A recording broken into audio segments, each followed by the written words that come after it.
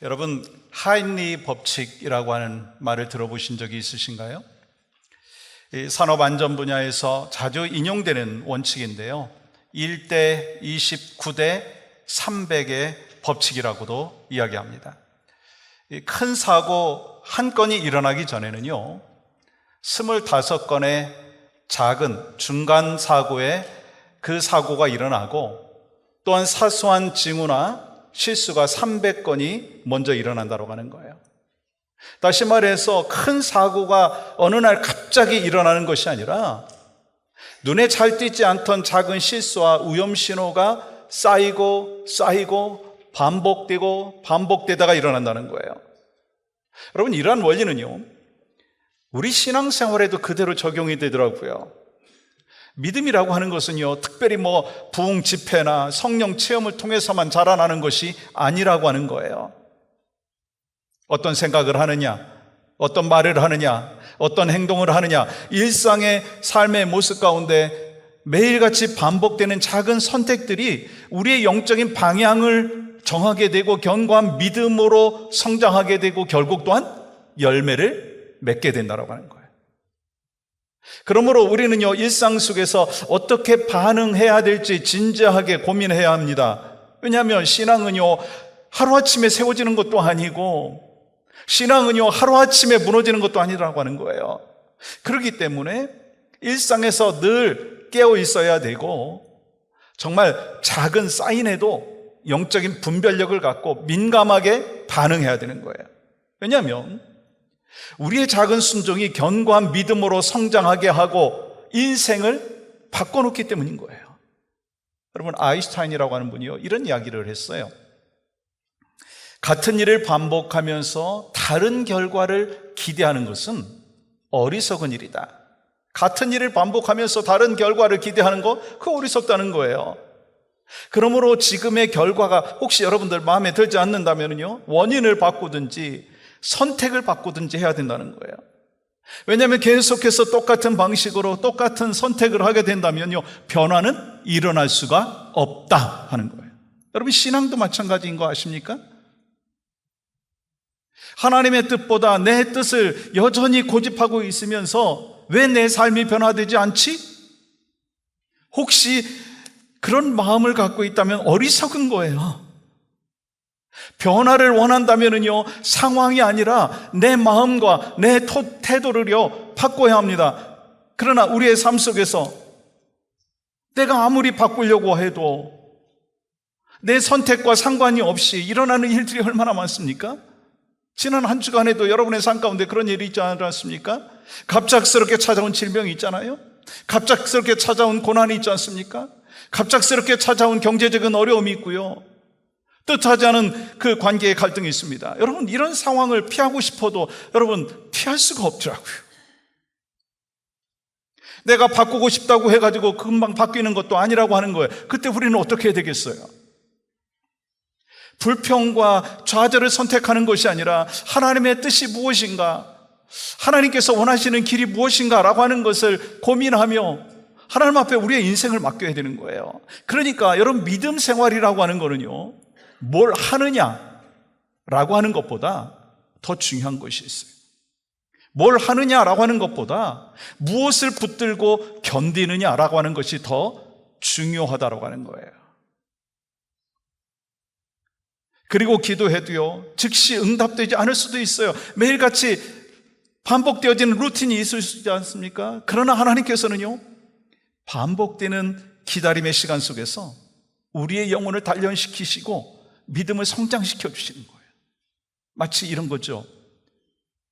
가랑비에 옷 젖듯이, 가랑비에 옷 젖듯이 나를 변화시켜 주시고 나를 회복시켜 주시고 나를 강건케 해주시는 은혜가 있다는 거예요.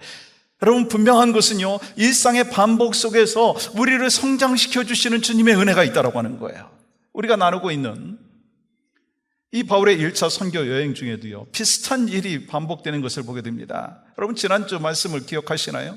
비시디 안디옥에서 바울과 바나바가 복음을 전할 때 이방인들은요, 복음을 기쁘게 받아들이면서 뭐라고 얘기했습니까? 지난주에 주신 그 말씀을 또 전해 주십시오. 그 요청을 했지 않습니까? 그러나 말씀을 잘 알고 있기 때문에 더 잘 받아들여야 될 유대인들은요, 거부하고 비방하고 선교팀을 쫓아냈어요. 그래서 바울과 바나바는 결국 이고니온 지방으로 떠나게 되었어요. 여러분, 이거는요, 이 바울의 선교 여행에서 계속해서 반복되어지는 현상입니다. 복음을 전할 때마다 어떤 일은요, 기쁨으로 받아들이고, 복음을 전할 때마다 어떤 일은요, 거부하고 심지어 핍박하고 박해했습니다. 바울은 그 박해 속에서 깨달은 게 있죠. 뭡니까? 내가 이방인을 위한 사도로 부름을 받았다라고 하는 것을 깨닫죠. 그리고 이고니온에 도착했을 때도요, 똑같은 상황이 반복됩니다. 복음을 기쁘게 받아들이는 사람들이 있는 반면에 거부하고 대적하는 사람들이 있었어요. 거부하고 대적할 뿐만 아니라 바나바와 바울을 돌로 쳐기로 함으로 인하여서 이고니온에서 쫓아냈죠. 여러분, 오늘 우리는요, 이고니온에서 일어난 사건 속에서 하나님이 주시는 영적인 레슨이 무엇인가라고 하는 것을 한번 생각해보고 또 여러분과 제가 결단했으면 좋겠는데요. 그 첫 번째는요, 복음은 애매함을 허락하지 않는다는 거예요. 저를 한번 따라해 보시겠어요? 복음은 애매함을 허락하지 않습니다. 여러분, 복음은 분명해요. 받아들이든지 거부하든지 둘 중에 하나더라고요. 복음에는 중간지대 그레이존이 없어요. 그럭저럭도 없고요, 애매모함도 없어요. 그런데 세상은 자꾸 회색지대를 만들려고 합니다. 다 괜찮아, 네 방식대로 살아도 돼, 하나님 다 이해하실 거야, 구원이 예수밖에 없어? 아니, 다른 종교에도 구원이 있어. 여러분, 이런 말들은요, 듣기는 참 좋은 것 같지만 복음의 본질을 흐리게 만든다라고 하는 것입니다. 예수님께서 뭐라고 말씀하셨어요? 내가 곧 길이요 진리요 생명이니 나로 말미암지 않고는 아버지께로 올 자가 없느니라. 여러분, 구원의 길과 생명의 길은 오직 예수 그리스도밖에 없는 줄 믿습니다. 여러분, 바울이 가는 곳마다 복음을 전하면서 그 복음을 전했어요. 상황은 달랐지만 복음은 똑같았습니다. 어떤 사람은 적극적으로 복음을 영접했어요. 근데 또 다른 사람들은 거부하고 배척합니다. 그렇지만 사도들은 흔들렸습니까? 아니에요. 예수님께만 집중하면서 담대히 복음을 전했습니다. 그렇지만 하나님께서 기적과 표적을 허락하여 주셔서 은혜의 말씀이 힘이 있도록, 그리고 능력이 있도록, 그래서 역사하도록 만들어주셨어요. 여러분, 1절이 그 증거입니다. 1절 이렇게 말씀하시죠. 이에 이고니온에서 두 사도가 함께 유대인의 회당에 들어가 말하니 유대와 헬라의 허다한 무리가 믿더라. 많은 사람들이 믿음을 가졌어요. 근데요, 많은 사람들이 믿음을 가졌지만 2절의 말씀을 보시면 이렇게 기록을 하고 있습니다. 그러나 순종하지 아니하는 유대인들이 이방인들의 마음을 선동하여 형제들에게 악감을 품게 하거늘.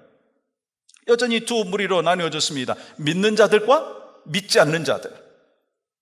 사실 이방인들이 처음부터 복음을 쉽게 믿지 못하는 건 어찌 보면 자연스러운 일이라고 할 수 있습니다. 그렇지만 안타까운 게 뭐예요? 하나님의 말씀을 잘 알고 있는 유대인들이요, 그 말씀이 가리키고 있는 메시아 예수 그리스도를 알아보지 못했다라고 하는 거예요. 심지어 이방인의 마음을 선동해서 복음을 받아들이는 것을 가로막는 역할을 했다라고 하는 거예요. 전 이 말씀을 보면서 우리에게 주시는 경고가 있다고 생각했습니다. 하나님을 안다고 하면서 예수님을 따르지 않으면 그 신앙은요, 껍데기입니다. 하나님을 안다고 하면서 하나님께서 말씀하신 그 말씀대로 살지 아니하면 껍데기라고 하는 거예요. 그리고 그 껍데기 신앙은요, 내가 메마를 뿐만 아니라 다른 사람의 영혼까지도 메마르게 만든다라고 하는 거예요. 여러분, 그건요, 초대교회만의 문제가 아닙니다.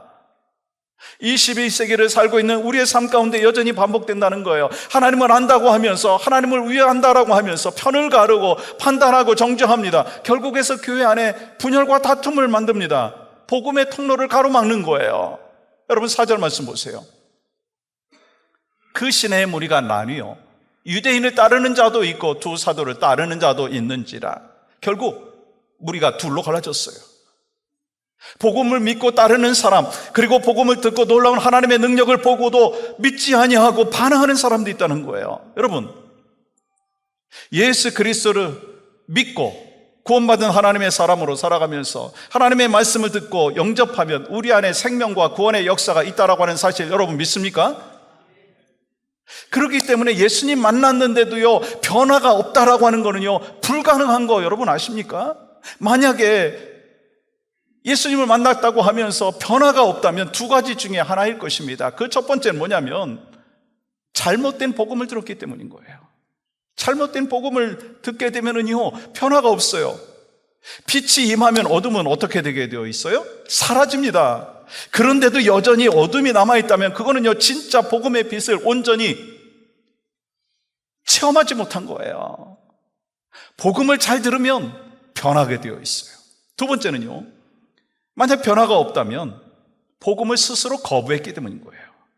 여러분, 빛이 막 비춰지는데 막 등을 지고 있다고 생각을 해보십시오. 그 사람은 여전히 어둠 가운데 머물 수밖에 없는 거예요. 결국 복음을 외면하는 사람은요 자신이 선택한 어둠 속에 머물게 될 수밖에 없다라고 하는 거예요. 그러므로 예수 그리스도를 주님으로 영접하면 내 인생에 빛이 들어오는 거예요. 예수 그리스도를 구주로 영접하면 내 안에 빛이신 예수 그리스도가 들어오신다는 거예요. 그리고 그때부터 우리는요 하나님의 뜻과 말씀에 따라서 살아가면서 조금씩 변화가 되어 있어요.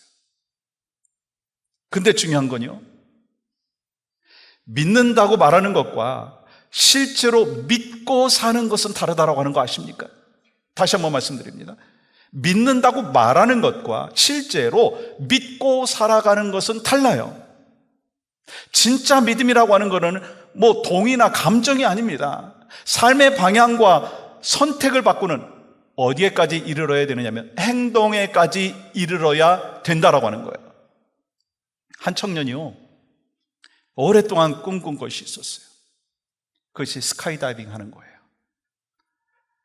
스카이다이빙 하는 그 체험을 하고 싶은 것이 그 청년의 꿈이었습니다. 그 꿈을 이루게 되는 계기가 되었어요. 사전 교육을 다 받고 각자에게 낙하산이 지급되고 그 청년도 그 낙하산과 그 장비를 다 입게 되었어요. 비행기가 이제 이륙을 했어요. 점점 고도가 높아집니다. 교관이 마지막 점검을 하면서 이렇게 묻습니다. 이 낙하산 믿습니까? 그러자 그 청년이 대답합니다. 네, 이 낙하산 안전하다라고 하는 걸 믿습니다. 교관이 소리칩니다. 자, 이제 뛰어내리십시오. 그러자 청년은요 문 앞에 섰다가 주춤하면서 뒤를 돌아보면서 이렇게 또 질문한 거예요. 잠깐만요, 혹시 낙하산이 펼쳐지지 아니하면 어떻게 됩니까? 교관이 다시 말하는 거예요. 낙하산을 믿는다는 거는 뛰어내리는 겁니다.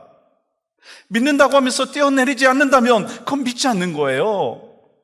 여러분, 믿음은 알고 있는 것이 아니라 행동하는 거예요. 행동으로 뛰어내리는 것입니다. 중간이 없다는 거예요. 뛰어내리거나 안 뛰어내리거나 믿거나 안 믿거나, 믿음은요 머리로 하는 것이 아니라 감정이 아니라 뛰어내리는 행동과 결단이라고 하는 거예요. 회색지대에 머물지 말라는 거예요. 그건 결코 믿음이 아니라고 하는 것입니다. 많은 사람들이 말합니다. 난 예수 믿어요. 성경이 진리인 건 압니다. 근데 정작 삶의 자리에서 말씀에 순종하지 아니하고 주를 위해서 희생하지 않습니다. 그러면서 이렇게 말하는 거예요. 이 정도까지만 제가 순종하겠습니다. 적당히 믿을게요. 여러분, 예수님을 믿든지 거부하든지 그 두 가지 선택밖에 없다는 거예요. 예수님을 믿고 구주로 영접하든지 아니면 거부하든지 그 사이에는 아무것도 없는 거예요. 믿으면 회색지대가 없습니다. 조금 믿고 적당히 믿는 거는 하나님이 원하시는 게 아니에요. 믿음은 결단이고 방향이고 삶의 그 태도인 거예요. 여러분, 예수님께서 분명히 약속하셨죠. 요한복음 14장 2절과 3절 말씀 속에 이렇게 기록합니다. 내가 너희를 위하여 처소를 예비하러 가노니 가서 너희를 위하여 거처를 예비하면 내가 다시 와서 너희를 내게로 영접하여 나 있는 곳에 너희도 있게 하리라. 요한복음 14장 6절 같이 읽겠습니다. 시작. 나는 길이요 진리요 생명이니 나로 말미암지 않고는 아버지께로 올 자가 없느니라. 결국 성경은 분명한 결론을 우리에게 말씀하고 있습니다. 예수님을 구원자로 믿고 받아들이느냐 아니면 거부하느냐. 여러분, 복음 앞에 중간은 없다는 거예요. 회색지대, 그레이존은 없습니다. 그레이존은요, 회색지대는요, 불순종이라고 하는 거예요. 믿음은 조금이 아니라 결단이고 삶의 방향이고 삶의 태도입니다. 주일에는 교회에서 신앙생활 잘 하는 것 같이 보이죠. 실제로 잘 합니다. 그러나 주중에는요, 세상 사람과 똑같이 살아가는 모습이 있다면 여러분, 양다리 걸치고 살아가는 거예요. 그건 회색지대 인생입니다. 주일에는 강단에서 설교하지만 주중에는요, 목회자하고 전혀 다른 삶의 모습이 저한테 있다면 그거 회색지대입니다. 하나님, 여러분들 가운데 그런 모습 혹시 있습니까? 주일에는 장로고 권사이고 집사이고 정말 하나님 앞에 영광 올려드리는 모습이지만 주중에는 그 복음과 상관없이 크리스찬의 모습이 아닌 세상의 사람과 똑같은 모습이 있다면 그거 회색지대를 살아가는 거예요. 애매모호한 신앙생활하는 거예요. 그건 없다라고 하는 거예요. 여러분과 저의 삶에 애매모호함이 없기를 원합니다. 예수 그리스도를 나의 구주로 믿고 구원받은 하나님의 사람이라면 하나님의 사람답게 복음을 받아들인 자답게 그렇게 살아가는 제가 되기를 원하고 여러분이 되실 수 있기를 주님의 이름으로 간절히 축복합니다. 두 번째는요, 복음을 믿는다면 목적이 있어야 합니다. 복음을 믿는다면 목적이 있어야 돼요. 여러분 인생의 목적의 그 방향이 무엇입니까? 인생의 목적이 무엇입니까? 시간을 드릴 테니까 한번 스스로에게 답변해 보십시오. 여러분의 인생의 목적이 무엇입니까? 이 질문에 대해서 선뜻 대답하지 못하는 분들이 있어요. 근데 예수님을 나의 구원자로 믿는다면 인생의 목적은 분명해야 합니다. 웨스트민스터 소요리 문답의 제1문은 다음과 같습니다. 사람의 제일 되는 목적이 무엇입니까? 답이 뭐죠? 같이 한번 읽어볼까요? 시작. 사람의 제일 되는 목적은 하나님을 영화롭게 하는 것과 영원토록 그를 즐거워하는 것입니다. 아멘이신가요? 예수님이 내 인생의 주인이라면 나는 주님의 종입니다. 종이 해야 될 일이 뭐예요? 주님의 뜻을 따라가는 거예요. 하나님을 기뻐하고 하나님의 나라와 나의 그 삶의 모습이 일치하는 그 삶의 모습이 있어야 되는 거예요. 그것이 바로 성도의 삶의 목적인 것입니다. 여러분 1절 다시 한번 볼까요? 이에 이고니온에서 두 사도가 함께 유대인의 회당에 들어가 말하니, 원문에 보면은요, 그렇게 말했다라고 하는 표현이 있어요. 그러면 그렇게라고 하는 것이 무슨 뜻일까요? 이전에 피시디아 안디옥에서 전했던 그 복음을 똑같이 반복해서 전했다라고 하는 거예요. 메시지가 변하지 않은 거예요. 메신저는 바뀔 수도 있지만 메시지가 바뀌지 않았어요. 언제든지 어떤 상황이든지 그들의 입에서 흘러나오는 그 복음의 메시지는 동일했습니다. 예수 그리스도의 십자가의 복음, 그리고 예수 그리스도의 부활의 복음을 전했다는 거예요. 그들이 예수 그리스도의 십자가 복음을 전할 때마다 어떤 일이 있었습니까? 핍박도 있었어요. 고통도 있었어요. 오해도 있었습니다. 그러나 바울은 단 한 번도 메시지를 바꾼 적이 없다는 거예요. 왜요? 그것이 복음의 본질이기 때문에. 여러분, 분명한 목적이 있는 사람은요, 환경이 그렇게 중요하지 않아요. 그러나 목적이 없는 사람은요, 환경이 중요하고 환경에 따라서 막 흔들립니다. 좋은 환경이 되면 자기 인생의 모든 것을 얻었다 생각을 하면서 행복해하고, 환경이 나빠지면 자신의 인생이 망했다라고 좌절하고 넘어집니다. 그렇지만 인생의 목표가 분명한 사람은요, 환경에 따라서 쉽게 흔들리지 않아요. 조금 잘 된다고 교만하지 아니하고, 뭐 좀 잘 안 된다고 안 풀린다고 뭐 쉽게 좌절하지 않습니다. 왜요? 그의 삶에는 분명한 목적과 이유가 있기 때문에. 여러분, 예를 들어서 사랑에 빠져본 경험이 여러분에게 있으십니까? 사랑에 빠지면요, 결코 환경이 흔들리지 않아요. 연애하는 남녀를 보십시오. 부모가 자녀를 바라보는 그 사랑을 보십시오. 자녀가 부모를 바라보며 사랑하는 그 모습을 보십시오. 주변에서 뭐라고 해도요, 상황이 힘들어도요, 그 한 사람을 사랑하기 때문에 기꺼이 희생하고 기꺼이 감내하고 기꺼이 희생을 선택합니다. 여러분, 사도 바울도 마찬가지예요. 그는 단순한 종교적인 사명이 아니라 예수 그리스도라고 하는 분명한 사랑의 대상이 있었기 때문에 죽음이 닥쳐온다 할지라도, 또한 명예가 사라진다 할지라도, 건강이 또한 무너져도 흔들리지 않았어요. 그는 복음을 위해서 자신의 인생을 드렸고 기꺼이 고난과 대가를 감수했다라고 하는 거예요. 왜요? 예수 만난 후에 그의 삶의 목적이 바뀌게 됐어요. 삶의 이유가 바뀌었기 때문인 거예요. 여러분, 사도 바울은요, 고린도전서 2장 2절에서 이렇게 말하고 있습니다. 내가 너희 중에서 예수 그리스도와 그가 십자가에 못 박히신 것 외에는 아무것도 알지 아니하기로 작정하였습니다. 그가 몰라서 그런 게 아니에요. 능력이 없어서가 아닙니다. 그는 작정했어요. 예수 그리스도 외에 아무것도 알지 않기로 작정했다는 거예요. 그리고 갈라디아서 6장 14절에서 이렇게 말씀을 하고 있습니다. 같이 읽겠습니다. 시작.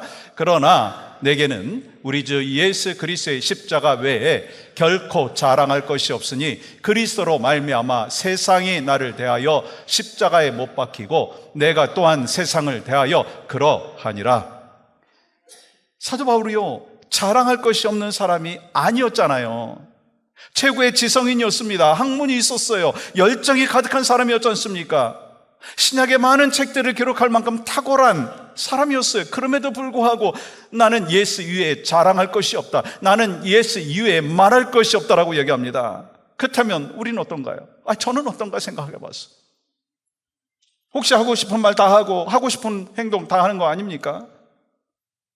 사실 우리의 삶의 영역 속에서 돈 버는 것 중요하더라고요. 공부 잘하는 것도 중요하고 좋은 곳에 취직하는 것도 필요하고요. 요즘에 정치가 막 혼란한데 정치도 중요하더라고요. 보니까 경제 얼마나 중요합니까? 중요하지 않다라고 하는 말이 아닙니다. 그러나 그 어떤 것도 예수 그리스도와 바꿀 수 없고 예수보다 더 소중한 것이 없다라고 하는 거예요. 여러분, 이 사실 여러분의 신앙의 고백으로 하실 수 있으십니까? 문제는요, 많은 사람들이 예수님을 중요한 것 중에 하나 정도로 여긴다는 거예요. 여러분, 이슬람에서는요, 예수님을 예언자 중에 한 사람으로 여깁니다. 기독교를요, 여러 종교 중에 하나로 여깁니다. 예수님을 단순히 성인 여러 사람 중에 한 사람으로 격화시켜버린다라고 하는 거예요. 그러나 예수님은 그저 중요한 분 중에 한 분이 아니라 절대적인 분, 유일한 분, 우리의 구원자이신 줄 믿습니다. 여러분, 중요한 것은 직업이나 신분이 아니더라고요. 진짜 중요한 것은 내가 무엇을 위해서 살아가느냐, 어떤 목적을 갖고 살아가느냐라고 하는 것입니다. 내가 다른 위치, 다른 상황에 있다 한다 할지라도 예수 그리스도를 위해서 살고 예수 그리스도를 위하여 죽는다라고 한다면 여러분, 그거 참된 신앙인 아닌가요? 우리는 종종 착각할 때가 있어요. 목사이니까, 선교사니까, 장로님이니까 예수님을 가장 사랑할 것 같다. 그러나 여러분, 직분이 믿음을 보장하지 않아요. 직분이 믿음을 보장하지 않습니다. 어떤 목회자는 설교를 하면서도, 어떤 선교사는 선교지의 사역을 하면서도 여전히 자신의 안전과 자신의 성공과 자신의 미래만이 더 중요하다는 거예요. 여러분, 그렇게 되면 예수님은 여전히 중요한 것 중에 하나에 불과한 거예요. 그거 종교생활 아닌가요? 여러분과 저의 모습 가운데 그런 모습이 있지 아니하냐라고 하는 것을 질문하고 있습니다. 그래서 오늘 이 말씀을 주시는 것이고, 이 바울과 바나바를 통해서 우리에게 주시는 레슨이 있습니다. 근데 여러분, 바울과 바나바는 달랐다는 거예요. 예수 그리스도가 그들의 생명보다 귀했기 때문에 기쁨으로 예수 그리스도를 전하는 일에 올인했다라고 하는 거예요. 어딜 가든지 어떤 상황에 있든지 그들의 가슴 속에 사로잡은 것은 바로 예수 그리스도였습니다. 예수 그리스도를 전하지 않고서는 견딜 수 없는 불타는 마음이 있었다는 거예요. 저는 소망합니다. 여러분과 저의 심령 가운데 그러한 은혜가 있기를 원합니다. 예수 그리스도를 증거하지 아니하면, 예수 그리스도의 말씀을 순종하지 아니하면 견딜 수 없는 그런 하나님의 사람이 바로 여러분과 제가 될 수 있기를 간절히 소망합니다. 최근에 어떤 유명한 스님이요, 유튜브 강의에서 예수님 이야기를 자주 언급한다라고 하는 얘기를 들었어요. 여러분, 그건요, 설교가 아니에요. 설교는요, 단지 예수 그리스도의 이름을 언급하는 것이 아니라 복음을 선포하는 것이 설교예요. 예수 그리스도의 십자가와 부활과 회개와 죄사함과 구원의 말씀이 선포되는 것이 설교이고 복음이라고 하는 거예요. 아무리 감동적으로 지혜롭게 말을 한다 할지라도 십자가에 복음이 빠져 있다면 그거는요, 복음이 아닌 거예요.